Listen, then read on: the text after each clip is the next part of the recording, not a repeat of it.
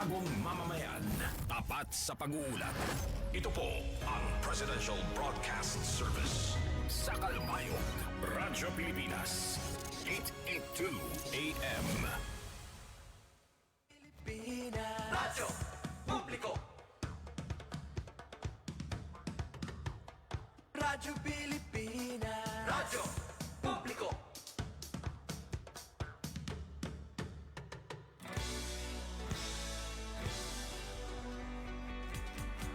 Mahalagang mga balita, napapanahong impormasyon. Kami ang inyong gabay pag may bagyo at sakuna. Serbisyo ng gobyerno kapag may nangangailangan. Mga proyekto ng Pangulo, damang-dama ang pagmamahal niya. Tulay ng mga hinaing, ang problema ng bayan ating lulutasin. Tulay sa himpapawid, tulay ng pagbabago. Radyo Pilipinas, Radyo Publiko ng bagong Pilipinas. Radyo Publiko, Radyo Pilipinas, Radyo Publiko ng bagong Pilipino. Mga proyekto ng Pangulo, damang-dama ang pagmamahal niya.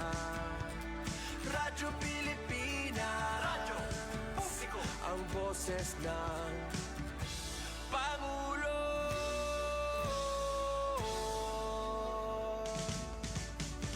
Karamay nyo kami, kahit malayo man kami nakakarating.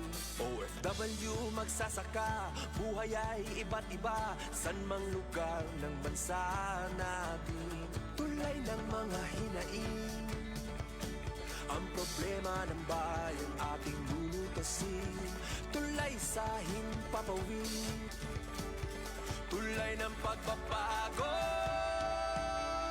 Radyo Pilipinas, Radyo Publiko ng bagong Pilipinas. Radyo Publiko, Radyo Pilipinas, Radyo Publiko ng bagong Pilipino. Mga proyekto ng Pangulo, damang-dama ang pagmamahal niya. Radyo Pilipinas, Radyo Publiko, ang boses ng Pangulo. Radyo Publiko, Radyo Pilipinas, Radyo Publiko, Radyo Pilipinas.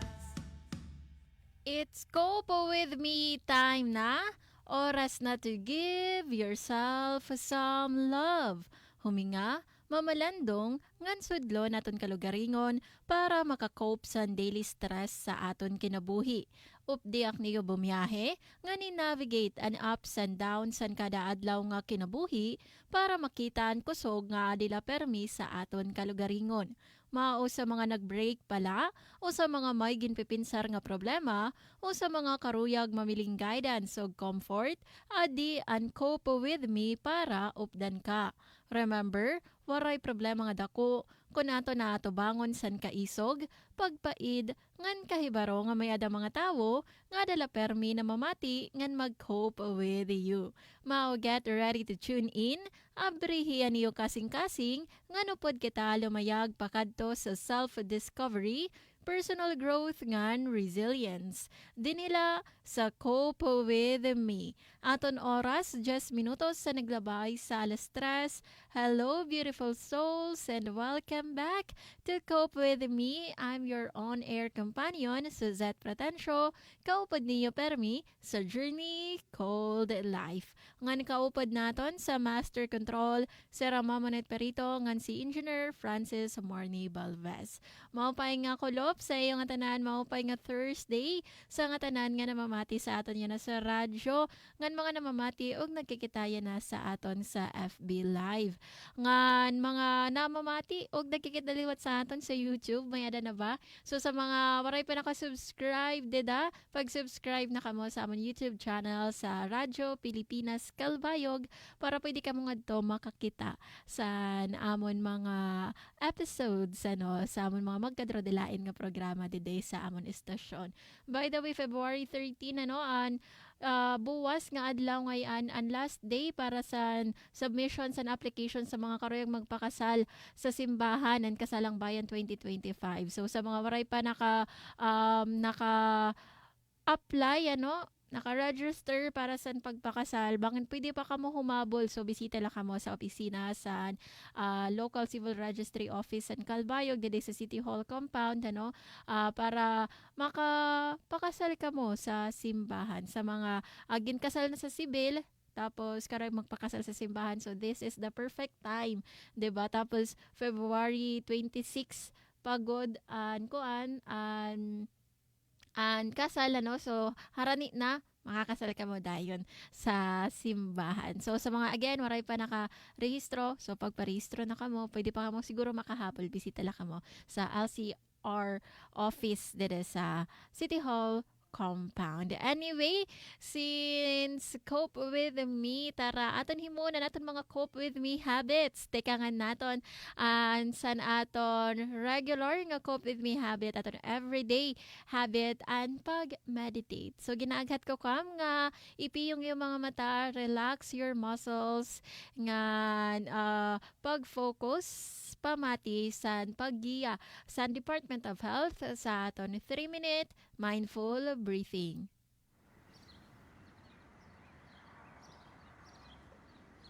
Humanap ng isang komportableng pwesto. Dahan-dahang ipikit ang iyong mga mata at ilapag ang iyong mga kamay sa iyong tuhod. Ituon ang iyong atensyon sa pagkakadikit ng iyong katawan sa kung saan ka man nakaupo o nakasandal. Pakiramdaman ang bigat ng iyong katawan sa iyong inuupuan. Siguruhing tuwid ang iyong likod at komportable ka.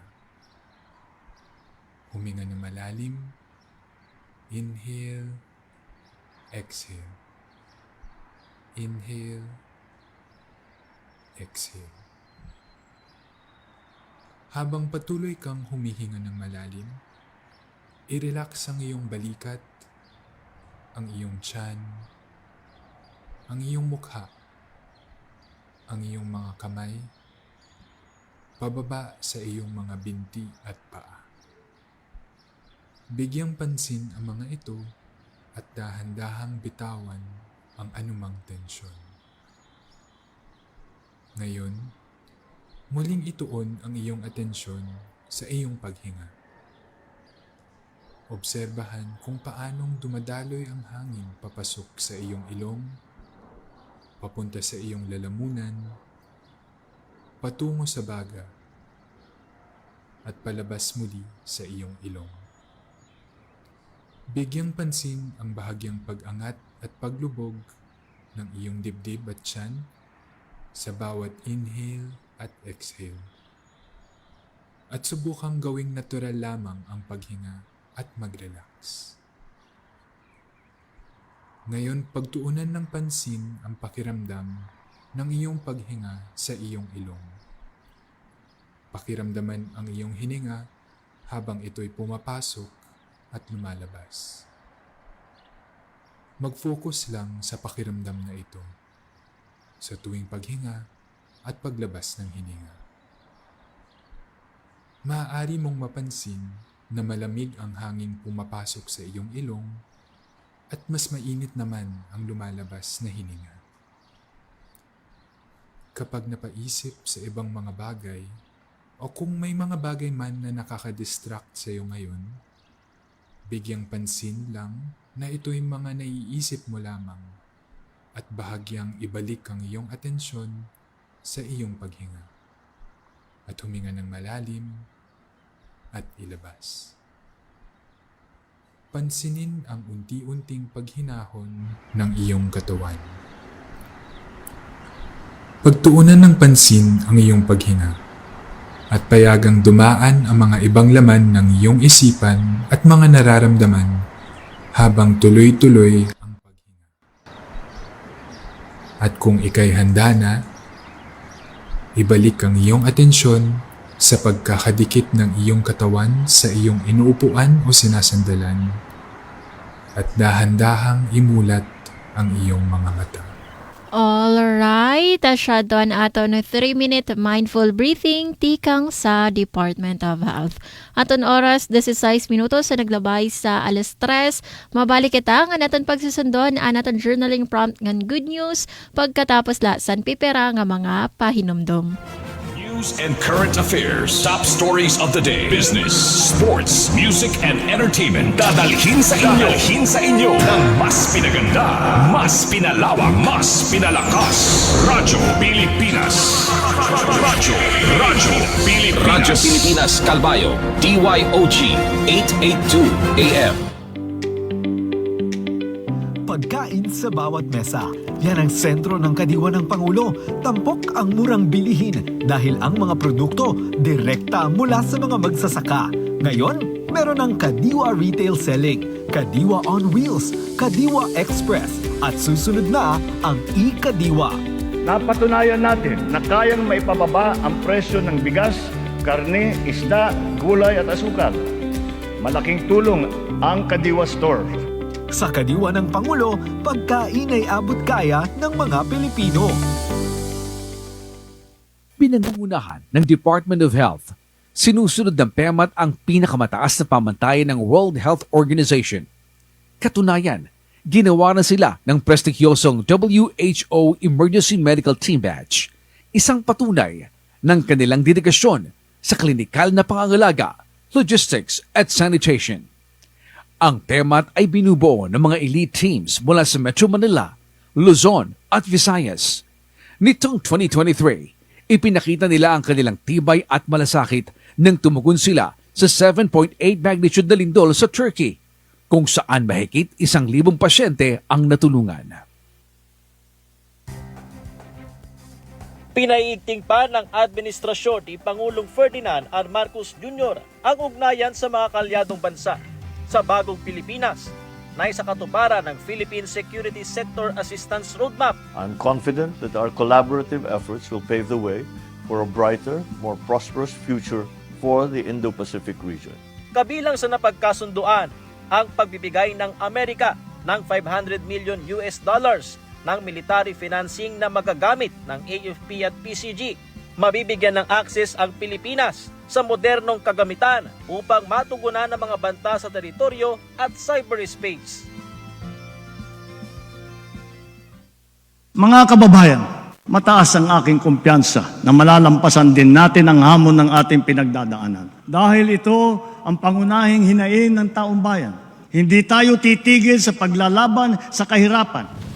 Sa halos 3 taong panunungkulan ni Pangulong Marcos, tuloy-tuloy ang naging pagtugon ng gobyerno laban sa kahirapan. Sa taong kasalukuyan, tinatayang umabot na sa 194 billion pesos ang total asset ng Philippine Reclamation Authority. Higit na mas malaki ito kumpara sa mga nakaraang taon. Ibig sabihin nito, kung patuloy ang paglaki ng asset o pag-aari ng PRA, mas malaki ang maiaambag nito sa gobyerno na magdudulot ng mas maraming oportunidad at trabaho para sa bawat Pilipino. Our infrastructure development remains sustained, strategic, and on schedule.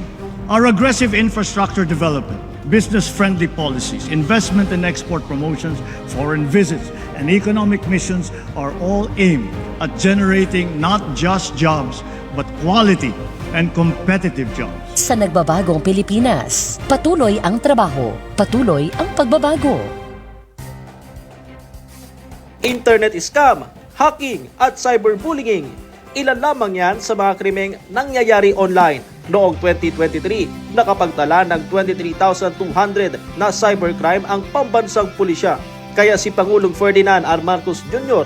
itinatag ang Cybercrime Security Plan 2023 hanggang 2028. Pinalakas ito ang pagbabantay, pagtukoy at pagprotekta sa cybersecurity sa bansa. Ang resulta, pagbaba sa higit 14,000 na cybercrime sa taong 2024. The PNP's efforts in combating various forms of crime have yielded tangible results, which exhibit the diligence of our officers and personnel, as well as the effectiveness of our programs.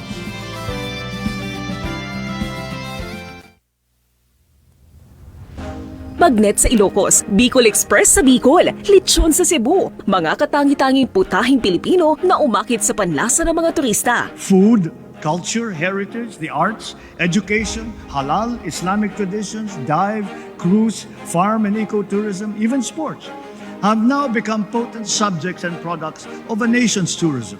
Marami nang nailunsad na programa si Pangulong Ferdinand R. Marcos Jr. at ang DOT upang lalong lumakas ang gastronomy tourism sa bansa. Pinagtuunan din ng pansin ng ating pamahalaan ang wellness tourism na patuloy na lumalago ng 12% annually kumpara sa global average na 7% at nakapag-ambag ng 65 billion pesos sa ekonomiya.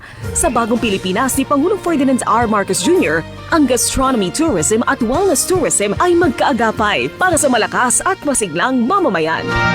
Handa na ang Pilipinas para maging key player sa clean energy storage sa Southeast Asia. Pinangunahan kamakailan ni Pangulong Ferdinand Marcos Jr. ang inaugurasyon ng St. B Gigafactory sa New Clark City, Clark Special Economic Zone sa Capas, Tarlac. Ito ang kauna-unahang manufacturing plant sa Pilipinas para sa advanced iron phosphate batteries na ginagamit sa renewable energy at electric vehicles. Sa talumpati ng Pangulo, This inauguration of the St. B Giga Factory is a remarkable example of what happens when our national agenda of promoting clean energy intersects with a solid commitment from the private sector. It sends this message to the world. The Philippines is now ready to innovate, to lead, to become the go-to destination for high-tech, high-impact investments. ang St. B Giga ay rehistradong kumpanya ng Philippine Economic Zone Authority o PEZA na nagbibigay ng kalidad na serbisyo sa mga investors. Sa 2030, inaasahang maaabot ng proyekto ang operational capacity nito. Tinatayang magge-generate ito ng 5 billion pesos in annual revenues at lilikha ng 2,500 jobs. Sa nagbabagong Pilipinas, patuloy ang trabaho, patuloy ang pagbabago. Aton oras, 23 minutos naglabay sa alas 3 kamo padayon nga namamati sa Cope with Me dinhila sa 882 kHz DYOG Radyo Pilipinas Radyo Publiko Kalbayog. Ngan sa pagkena aton naman himo naton ikaduha nga Cope with Me habit naton everyday Cope with Me habit. Tara sudlon naton aton kalugaringon, kilalanon naton kalugaringon, mag-journal kita. Sa aton journaling prompt yan ang kolop simple lang bagan fill in the blanks la ini nga aton journaling prompt. So aton prompt, you deserve to be loved because so kamo an magsusurat sa rason kay nano nga deserve mo nga ikaw gugmaon. So trohon nato you deserve to be loved because blank. Kamo sanaan magbabaton. Nganini nga aton journaling prompt, ginaaghat sinian sa aton an self-reflection sa naton worthiness. Ngan ana rason, kay nano nga kita deserving sa gugma. Iton nga gugma, whether it would come from sa imo mga kasangkayan o sa imo pamilya o sa ibang mga tao or whether it would come from yourself mismo. So giniimbitahan kita sini nga aton kilalanon aniton nga aton value kay sometimes na kakalimtan naton nga i-acknowledge aniton nga aton value ngan aton i-affirm anini nga aton mga strengths ngan aton i-challenge ang mga doubts nga mayada kita about sa naton worthiness. Kay although sometimes you would say nga we are worthy, but it is easier said than done danay, diba? It is easier said than tuuran in iton nga worthy good kita. So sini nga aton prompt ngan buwas sa Valentine's Day hinaton ta nga aton iton pamalandongan iton nga mga rason nganda mo iton nga mga rason kay nano nga ikaw deserving ka san gugma. Pinaagi san pagsurat sana nga mga rason aton na papaduso an self-compassion ngan aton nakikita aniton nga mga positive qualities nga may ada kita that makes us unique ngan iton napapaduso liwat sana an aton healthy sense of self-worth. So ini nga exercise nakakabulig ini especially sa ton mga tawo nga kadamo sa self-doubt nga nagi-struggle nga makita niran ira worth kay ini nga aton journaling prompt bagan gin ka-counter sininiya an negative thoughts san mga affirmations san love and acceptance, diba? Kay kun aton gud iton papamalantungan imo pipinsaron sa imo kalugaringon, diba? For sure diri zero an imo baton san sini nga aton journaling prompt. So for sure damo nga ni siguro nimo malilista kay nanong deserving mo ang love. So when you feel like you are unworthy of love, you can always go back san sana nga imo journaling prompt san sini nga imo baton and remind yourself kay nanong nga worthy ka nga gugmaon. So pwede ka mag-focus pwede mo baton masireng ka kato nga I am deserving to be loved because I am kind, or because I am resilient, or because I make every effort para maging happy an nga tanan So ayton nga mga rason makakabulig talaga sa imo nga para mas ma-love mo an imo kalugaringon. Ngan ultimately an ini nga prompt ginpapahinumdom sa aton nga an love, it is not something nga aton i-earn, but it is something nga ada na sa sulod mismo sa aton kalugaringon that we inherently deserve simply because na-exist kita, simply because we are who we are. So, karoy ko, nga bato nun niyo, anini nga aton journaling prompt niyan, o buwas mismo sa adlaw sa Valentine's Day, you deserve to be loved because, or pwede liwat inihan, ihatag mo sa imo partner, or sa imo sangkay, sa imo pamilya, diba? Ngan imo surat nga to, you deserve to be loved because, ilista mo liat era mga maupay nga qualities. Sa pagkaya good vibes naman katay, padayon natin good vibes pinaagi sa mga pipira nga mga maupay nga balita. Radyo Pilipinas Report. Para sa aton siyahan nga good news, Multilateral Maritime Cooperative Activity o MCCA sa Pilipinas, Canada nga Estados Unidos nagpapakusog sa seguridad sa rehiyon sumala sa AFP. Gindayaw sa Armed Forces of the Philippines o AFP ang Multilateral Maritime Cooperative Activity o MMCA sa Pilipinas kaupod ang Canada nga Estados Unidos sa pagpapakusog sa seguridad sa rehiyon. Sumala kan AFP Chief General Romeo Browner Jr. ang MMCA nagpapakita san saad san AFP sa pagpapakusog san katatagan san seguridad sa Indo-Pacific. Sumala pa niya ginpakusog san sugad sini nga training and koordinasyon ngan kapasidad sa nasod sa maritime defense. Sadto ni Miyerkules o kakulop nga adlaw manilampuson nga igindumara ang MMCA sa sulod sa Exclusive Economic Zone san Pilipinas.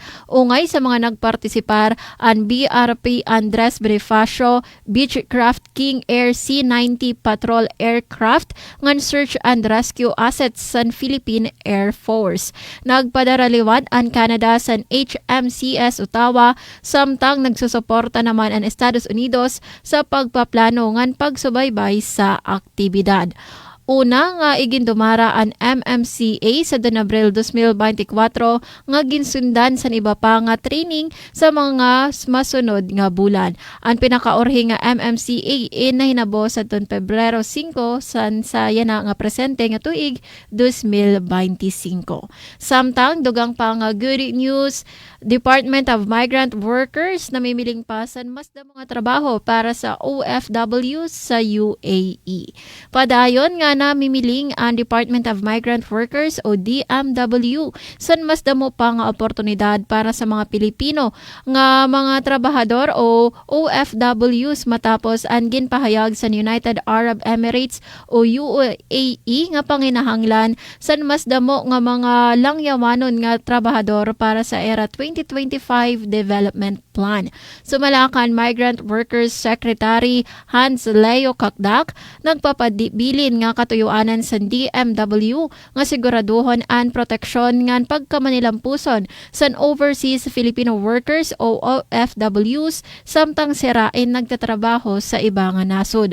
Sa Future of Work Forum sa Dubai, ginhatagan doon sa UAE Minister of Human Resources and Emiratisation Dr. Abdul Raham Al-Awar ang paghatag importansya sa nasod sa global talent ngan edukasyon agud batonon ang kakulangan sa kasanayan sa merkado ngan mga training. Sa 2024 kun may hinumduman otro nga ginparig-on sa DMW ngan UAE ang era kasarabutan sa pabubligay para sa mas damo nga trabaho, etikal nga guidelines sa empleyo ngan proteksyon sa mga empleyado nga Pilipino. Samtang para sa aton katapusan nga good news, GSIS iginlansar ang ika-20 nga pambansang art competition. Opisyal nga ginlansar sa Government Service Insurance System o GSIS ang ika-20 nga GSIS National Art Competition usa nga pagpamatuod sa duha ka dekada nga pagsuporta sa talento sa mga Pilipino sa sining. Sumala kan GSIS President nga General Manager Arnolfo Veloso ang paisan-isan hindi labahin sa arts kundi sa paghatag importansya sa kultura ngan identity sa nasod. May duha nga kategorya ang paisan-isan ang representational nga non-representational nga nagahatag doon sa hilawig nga malikhain nga interpretasyon sa mga magpapartisipar. Abyerto ini sa tanan nga artist nga edad 18 pahitaas sa pakikigbubligay sa Art Association of the Philippines. Makarawat sa physical nga obra ang GSIS Gymnasium sa Pasay City sa Abril 26 o gianunsyo ang mga magdadaog sa bulan San Hunyo. Ang mga napili nga likha nga sining in mahiungay sa koleksyon sa GSIS Museo ng Sining. Asyado ang kabagusan sa naton mga nahikay nga good news para sa yan nga Thursday edition sa aton programa. Aton oras 32 minutos ang nagdabay sa alas 3. Mabalik kita sa aton programa Cope with Me pagkatapos la san pipera nga mga pahibaron.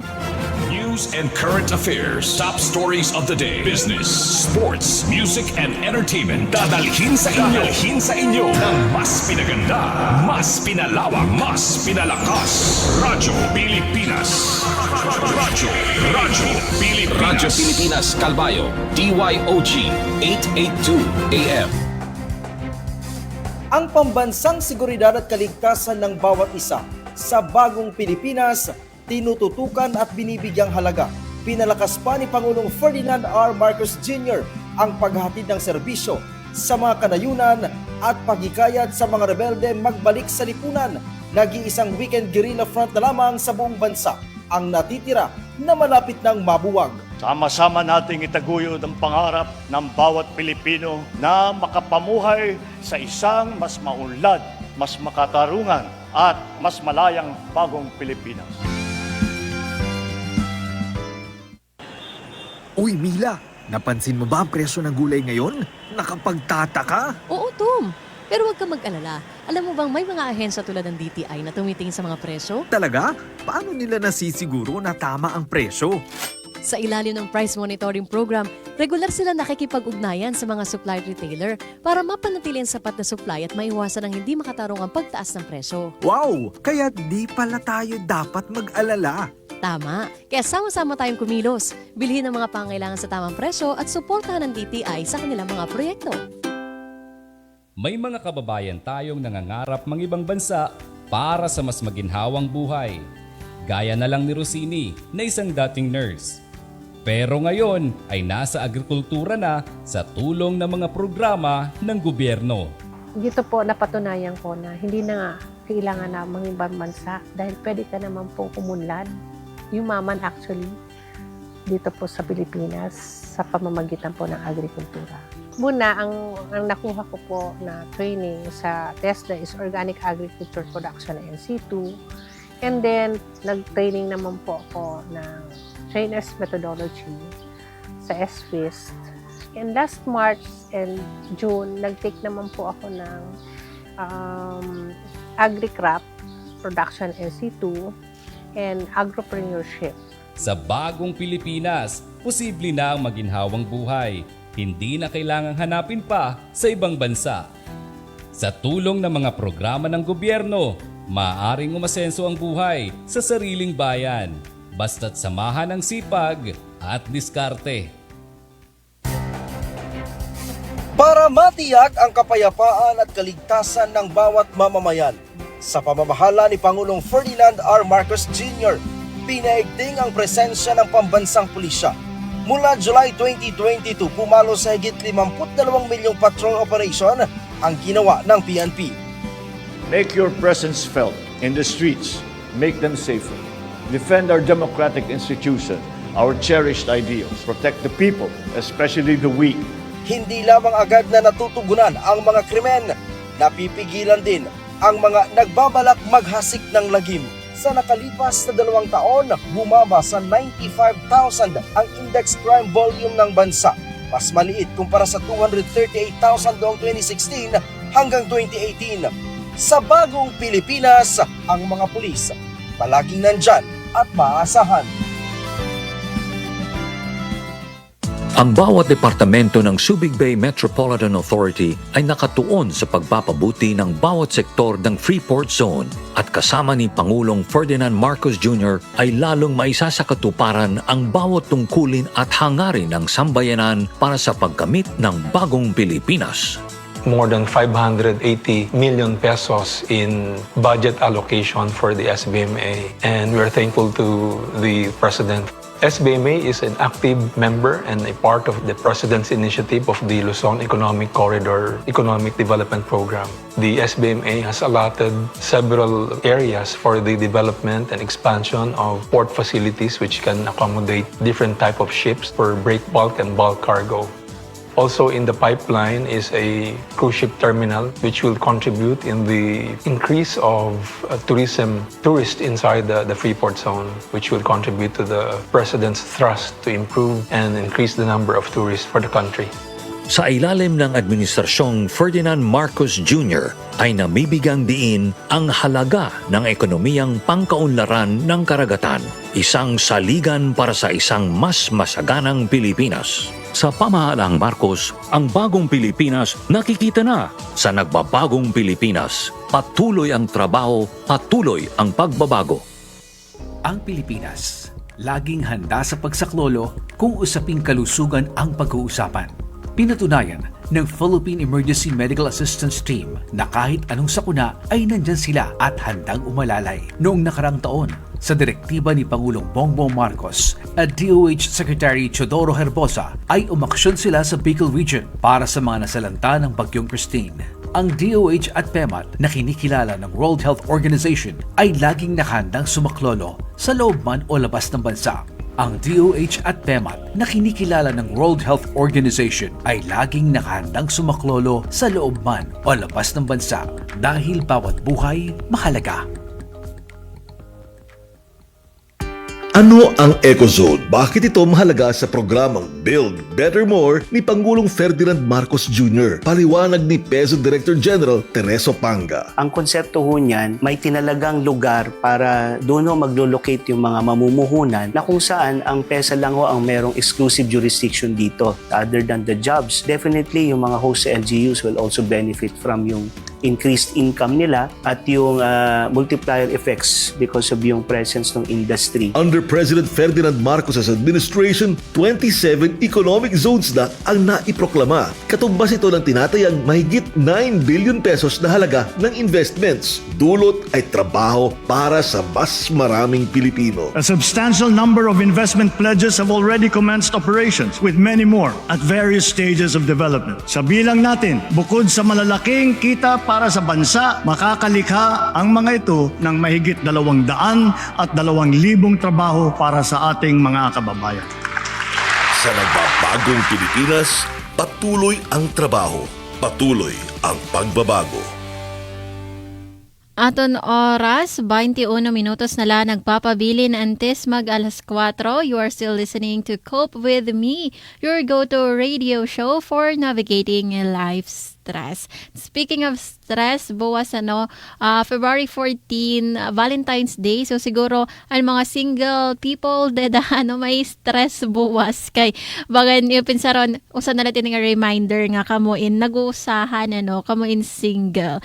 Pero let's be real just because nga ikaw nag-uusahan waray ka romantic partner, it doesn't mean nga ikaw is nabubuhi sa life of loneliness. Kaya pakainhan ko kami are you lonely? Kaya kung nga single ka, kung oo, it's okay, no? It's okay to cry and it's okay to grieve. But if we really think about it, diri man nag-equate ang pagiging alone sa pagiging lonely, Kay, Valentine's Day, it can be kind of a treat, diba? Treat mo iton sa imong kalugaringon kay kun you let it be. So, it's about pag-shift naton sa naton perspective. Kay an love, gugma, an ungod, nga meaningful nga gugma, it exists in so many forms. Diba? Dira la iton gugma between two persons, specifically sa romantic partners, it's also ada iton sa aton mga kasangkayan, the way we care sa ibang mga tao, sa mga butang nga nakakahatag sa aton san kalipayan, ngan sa mga quiet moments nga kundi we feel at peace sa aton kalugaringon. So, just because you don't have somebody that you can call as your BF or as your GF or kung ano man yung mga tawagan bebe, pa ito nga darling, my love, honey, my love, so sweet. So, diri ka rin yung signon, nga waray ka mo san sugad sana, nga diri na ka mo nakaka-experience sa love. Kaya kung yung kikitaon nga ni, kamo mismo, kamo an bagan vessel san gugma. So, because you exist, ikaw na-experience mo iton nga gugma kay ikaw kita nga tanan, we are a vessel of love. So instead nga aton kitaon and Valentine's Day nga bagan cruel reminder sa aton nga mga single, cruel reminder nga waray kita san butang nga may adan iba nga mga tawo. What if aton i-flip aton ibahon an aton perspective. So what if nga imo gamiton an ini nga adlaw buwas? What if gamiton mo an buwas nga adlaw sa pag-celebrate mo sa imo kalugaringon, an imo independence, an imo kadasig, nga nanimo abilidad nga makahimo san kinabuhi that makes you happy, mayada man o waray ka man sa romantic partner. Now, diri ko ginsisering sa iyo nga kinahanglan mo nga mag-pretend nga happy ka or nga excited ka kay ikaw in single. Kay kung diri ka man happy and excited sa imo single life, it's okay, Pero don't also close your mindset nga there is more sa imo kalugaringon, there is more to life. So, it's really about an iningatan paghaharampang yana. An pagkilala, an pag-recognize nga an pagiging alone, an pag-usahan, it doesn't mean nga you are lonely. So again, hatagan nato doon, alone is not equal to being lonely. Ngan aton hinumduman nga an happiness, diri ito na-hold just because waray pa umabot sa nga tawa, So masiring ka nga nagusahan lang ka na i-hold on ko laanay or i-hold ko laanay an akon happiness dili la kanay malilipay because waray ko pa nakita akon Mr. Right or an akon Miss Right, diba? So spoiler alert, ikaw bugos ka na with or without someone. So, ato naharampangan niya na nga kulop, why being alone on a Valentine's Day is actually a win. So, ano ba ang benepisyo? Kay kung ikaw nag-uusahan ka buwas, sa Valentine's Day. So, aton i-shift ang nga perspective, pinaagi saan pag recognize ang siling nga mga benefits. So, usa nga benefit nga kung i-suggest sa iyo, nga iyo pinsaron, is that diri ka na pressure, 'di ba? Waray expectations, waray pressure. Kasi diri ka man may stress nga magpamiling san perfect gift para sa imong partner, 'di ba?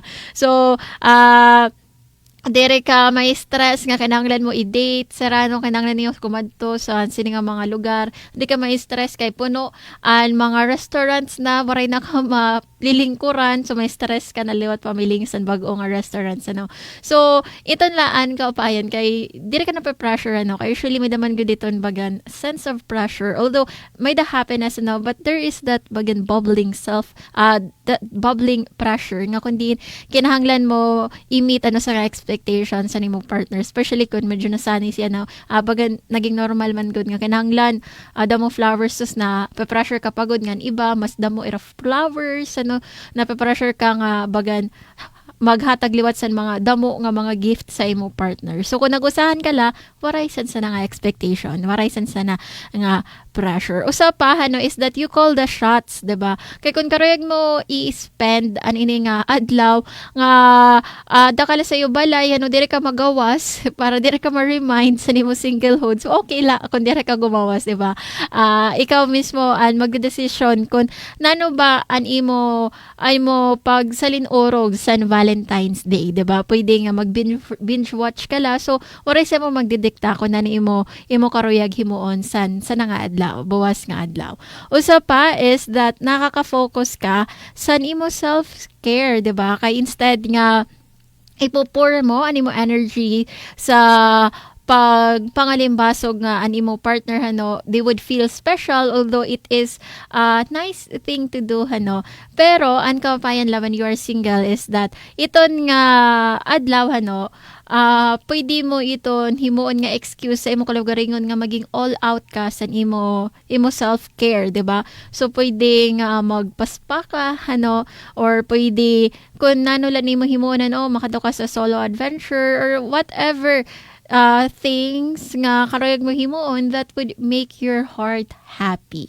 And usa pa nga benefit when you are alone on Valentine's Day because inihano nagsiserbi nga reminder sa imo kalugaringon nga you are enough just as you are, and you are enough nga miskan nag-uusahan ka lahano. So although bagan kon siya kasi bagan two sides of the same coin, 'di ba? Bagan kun imo pipinsaron nga nag-uusahan lang yan nga Valentine's Day, I am not enough kay may dasira ibang mga partner. Pero sa the same coin may daw sila titon nga perspective no, that it is a reminder that you are enough and that you have the capacity to make a life of happiness despite nga nag-uusahan kala. So siguro siya ito para sa ako na no, ang pinakadako nga benepisyo spending a day spending Valentine's Day nga single kala ano nag-uusahan kala.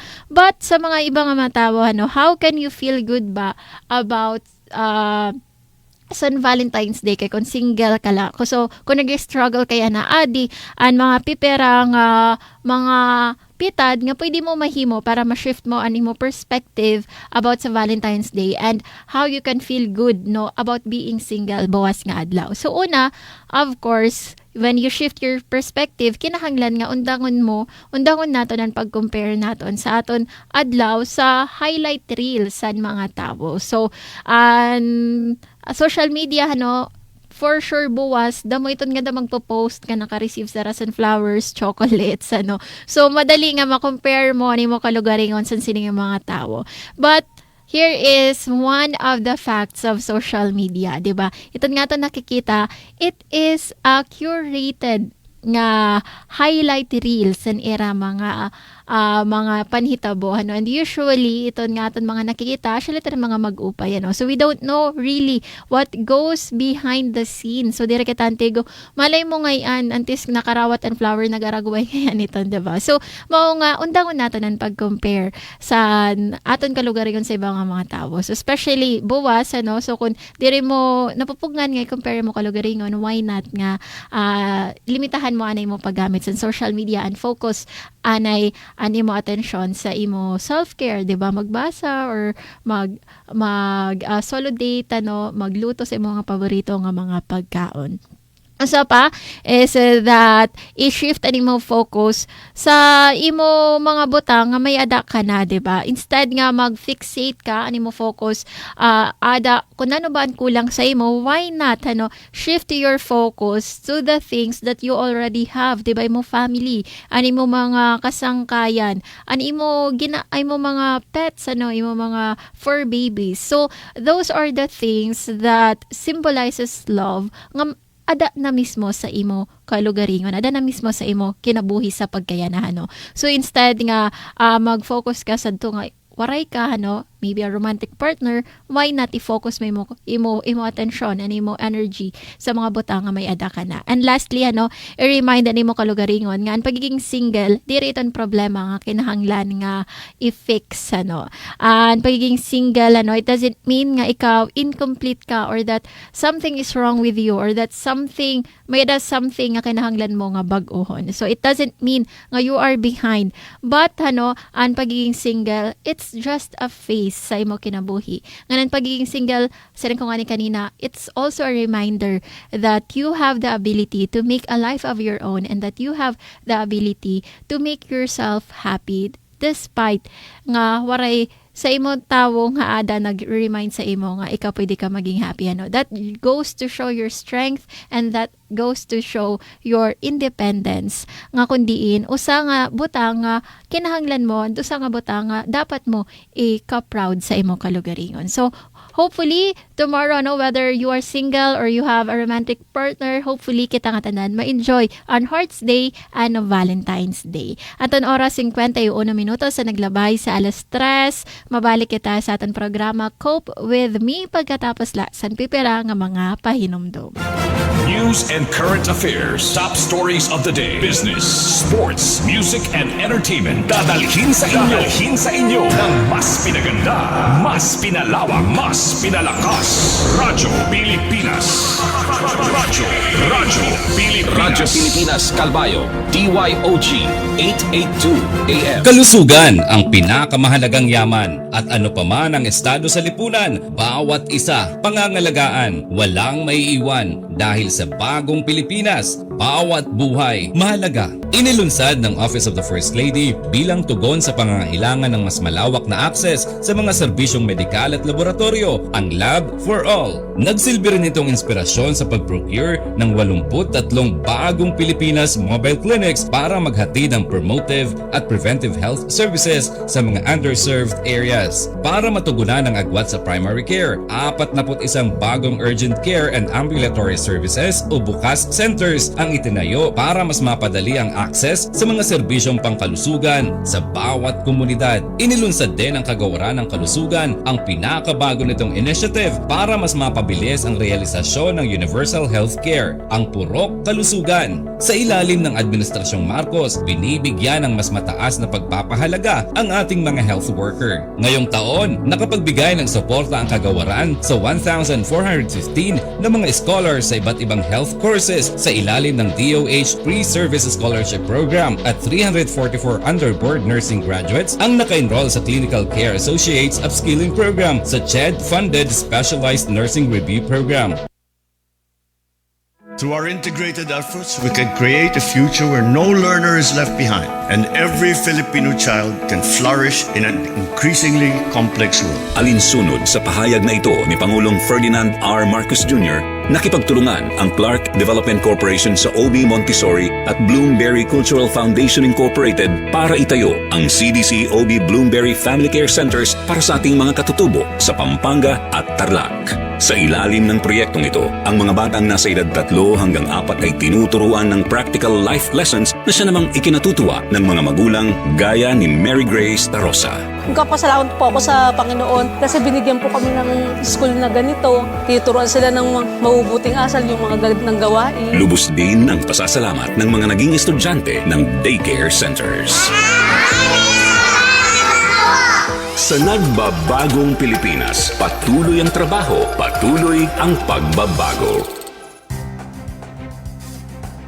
Sa pagkamit ng kapayapaan at pagkakaisa, pinaigting pa ni Pangulong Ferdinand R. Marcos Jr. ang police visibility sa bansa. Gumagamit ng crime map ang pambansang pulisya upang matukoy ang mga lugar na kinakailangan ng dagdag puwersa.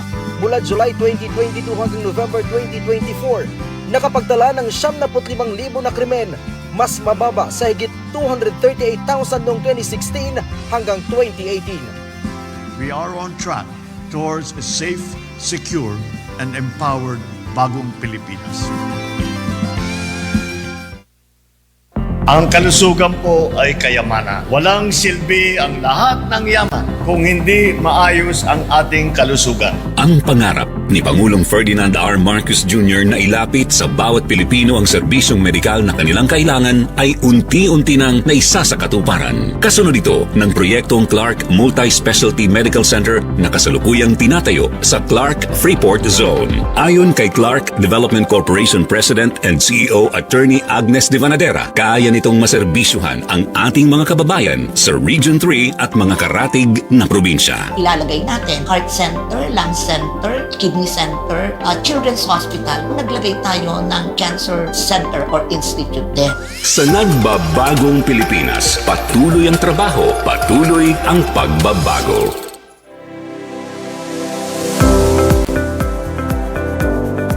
Dagdag na panggastos ng mga guro para sa kanilang mga silid-aralan, binigyan ng katiyakan ng kagawaran. Sa ilalim po ng Bagong Pilipinas at sa utos ng ating Pangulo na alagaan ng mga teachers, magiging 10,000 yan, dodoble. Mga isang dekada, 500 pesos lang yan eh. May plano talagang dagdagan yan eh. So, abangan ho natin yan at hindi ako magugulat kung tataas ho yan. Kaya naman, no more abono ang ating mga guro. Mas malaking take-home pay para sa pamilya, tunay at garantisado. Ganyan kami sa DepEd. Our 8.3 trillion peso Build Better More program is currently in progress and being vigorously implemented. Hindi lamang natin pinapagpatuloy ang mga nasimulan ng mga proyekto, lalo pa natin pinapalawak. Ito ang Build Better More program. May hangarin itong mas palawakin pa ang mga nauna ng pagawain at sa bagong direksyon ng Philippine Reclamation Authority bilang Poverty Reduction Advocate, mas lalo itong naging posible. Ang layunin po ng Philippine Reclamation Authority ang pagmamanage po, pagre-regulate ng mga proyekto na ito upang sa ganon ay maibsan natin ang paghihirap ng ating mamamayan. Prioridad din ng programang ito ang physical connectivity, kung saan mapadadali hindi lang ang komersyo, kundi pati ang pagkakaroon ng mas marami pang trabaho at negosyo. It has been a source of great hope and optimism to me to now know that there is an enormous pool of highly competent and dedicated workers serving in our government. It is up to us to provide good leadership. They love the Philippines. Sa nagbabagong Pilipinas, patuloy ang trabaho, patuloy ang pagbabago. Sa ilalim ng administrasyon ni Pangulong Ferdinand R. Marcos Jr., patuloy ang pagsisikap na palakasin ang ekonomiya ng bansa sa tulong ng mga dayuhang mamumuhunan. Because of these meetings led by our president in Japan, this has resulted to an expansion project in the Freeport. And the value of the investment na nakuha po ng ating presidente is 4.2 billion pesos. Ang pagdagsa ng mga dayuhang mamumuhunan ay hindi lamang nagdadala ng karagdagan kita para sa ating ekonomiya. Ang mas mahalaga ay nakapagbibigay ito ng hanapbuhay sa libu-libong Pilipino. The influx of foreign investors has a great impact to our economy. Not only do they bring economic benefit, but they also provide livelihoods sa ating mga Pilipino. Sa pamahalaang Marcos, ang bagong Pilipinas nakikita na. Sa nagbabagong Pilipinas, patuloy ang trabaho, patuloy ang pagbabago. Aton oras, 3:58 p.m. kamo padayon nga namamati sa Cope with Me danila sa 882 kHz DYOG Radyo Pilipinas sa Radyo Publiko Kalbayog. Ngan kaya ni naman mag-alas 4 niyan nga alas 4 tara durungan kita mag 4 o'clock sa Bayang Habit para denget out. Niyan nga alas 4 ayaw kita kalimot nga mag-search and destroy sa mga lugar nga pwede pa ni malayan san lamok. Iton nga mga lugar nga ginteterokan san tubig tubig. Pwede ito maging breeding site sa lamok ngan kete-kete nga nagkakaw sa dengue. Mauniyan nga alas 4 aton iton pantakpan mga baldeng and drum, diba? Alulod. Aton pantanggalon iton nga mga tubig para di rin na utro magkamay-ada sa dengue dede sa aton hiligugma nga syudad sa Calabayog. Ngan bueno nga na nagtatapos ang aton Thursday edition sa naton programa Cope with Me. As always, nagpapahinamdom kami sa iyo to be the grace you need for yourself. That's all for today's episode of Cope with Me. Mababatian niyo pero may kadalas 3 to alas 4 tikang Monday to Friday. Kaupod naton sa Master Control, si Ramomonit Perito ngan si Engineer Francis Marnie Balvez. Masunod ang news update ngan pagkatapos masunod naman ang iyo paborito nga programa ang Billboard. Again, this is Suzette Pratencio. Kaupod niyo permi sa Journey Called Life. At ang oras 4 p.m. Salamat sa pamati. Happy Thursday and advance Happy Valentine's Day. News and current affairs. Top stories of the day. Business, sports, music, and entertainment. Dadalhin sa inyo ng mas pinaganda, mas pinalawak, mas pinalakas. Radyo Pilipinas. Radyo Pilipinas Calbayo. DYOG 882 AM. Mula sa pinakamalawak na newsroom sa buong Pilipinas. Ito ang Radyo Pilipinas News Update. Philippine Standard Time 4 p.m. Maupay nga kulop sa iyong tanan as shiny mga balita yan na nga oras. Samar ginlansaran pinakauna nga libre nga sentro para sa mga bata nga may espesyal nga panginahanglan. Detalye matikang kan Charmaine Perito. Radyo Pilipinas Report. Formal nga ginlansar san probinsyal nga gobyerno san Samar, ilarom san pamuno ni Gobernadora Shari Antan ang Samar Center for Developmental Pediatrics, ang first of its kind, fully free facility para sa mga bata nga may espesyal nga panginahanglan. Nahihimot ang ini sa Spark Summer Development Hub at tubangan sa Metro Supermarket Katbalogan nga nag-offer sin occupational therapy, speech therapy, ng physical therapy, agud matagan sin husto nga pag-ataman ang nagtitikadamo nga kaso sa mga bata nga nanginginhanglan sin espesyal nga serbisyo. Gintagan doon ni Gobernadora Tan ang importansya sa pag-invest sa kaupayan sa kabataan nga gintawag niya nga pruweba sa dedikasyon sa probinsya sa pag-uswag sa katawhan. Ang inisyatibo may dako nga epekto sa mga pamilya nga nalilipay sin sugad nga serbisyo. Ini nga bago nga pasilidad, usa nga importante nga milestone sa pagporma sa mas accessible nga espesyal nga pag-ataman para sa kabataan sa Samar nga pagsiguro sa mahayag nga kabubuwason. Para sa Bagong Pilipinas, Charmaine Perito, Radyo Pilipinas, Radyo Publiko, Calbayog. Para sa aton katapusan nga balita, tulo ka beses nga flight Sanpal nga Cebu to Catarman to Cebu route aabrehan na yan na maabot nga bulan San Marso 2025. Ini igbabalita sa pagbalik ni Charmaine Perito. Radyo Pilipinas Report. Balita sa Northern Samar.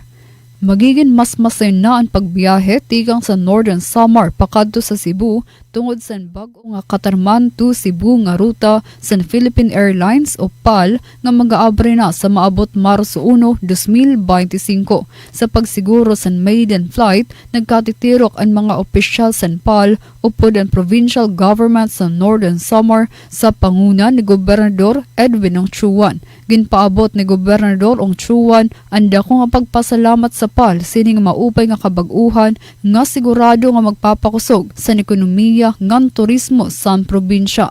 Pahayag pa ni Gregory Paul Yulo, Station Manager San PAL Catarman, nga iragin papasalamatan ini nga partnership sa gobyerno probinsyal ug ang suporta nga mahimo nga success an inisyatibo.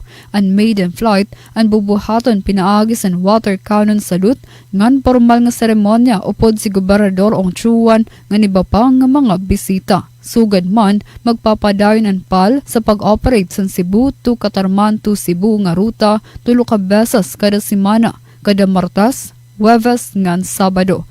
Ini nga bago nga airlink, magahatag sin mas dako nga oportunidad sa mga Nortehanon, turista ngan mga negosyante nga masayon na makaabot sa probinsya. Sa bulig San Cebu International Airport, mas madali na ang pagbisita sa mga tourist destination sa Northern Samar, sugad san sikat nga Biri Rock Formation nga kilala san iya hinay-hinay nga rock sculptures ngan malimpyo nga tubig.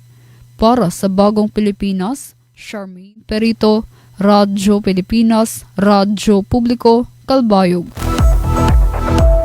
Asya doon kabugusan sa mga balita yan na nga oras. Padayon ka mo pamati sa DYOG Radyo Pilipinas sa Radyo Publiko Kalbayog para sa mga news updates. Ini si Suzette Pratencio para sa Radyo Pilipinas, Radyo Publiko. Mula sa